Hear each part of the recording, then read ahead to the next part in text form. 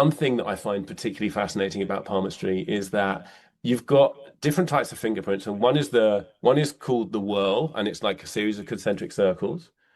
It looks like a dartboard on your prints, and one is called a loop. It's a wave like this, and what that tells a palmist is how the fingers were pushing against the first environment which they encountered, which is the amniotic fluid of their mother. Because in the first trimester, you're producing the whole body, you produce these balloons on the end of the fingers, they're called volar pads. In the second trimester, those things are shrinking.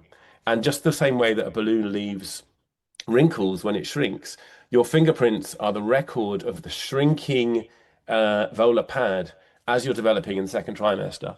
So when you have the concentric circles, it means that your hormones and your growth factors and your life energy is pushing out in all directions, and then the amniotic fluid is pushing in all directions, so it kind of closes up like this. And that tells a palmist that in that particular domain of the finger, which I'll tell you about in a second, there's already force there at the beginning, before you're even born. Whereas the most common print is the loop or a wave, and it looks like this, and that means the volar pad's been pushed out and it's been squished to one side, and then the wrinkles do a shape like this. And that print is what you see in monkeys. It's what you see in all the lower apes. They only have those loop prints. And as you go through the apes, as you get towards humans, chimpanzees have got about 30% or 70% of those prints and 30% the other. Humans have got about 60% of the loops. And we start developing these whirls as we're kind of pushing against the environment.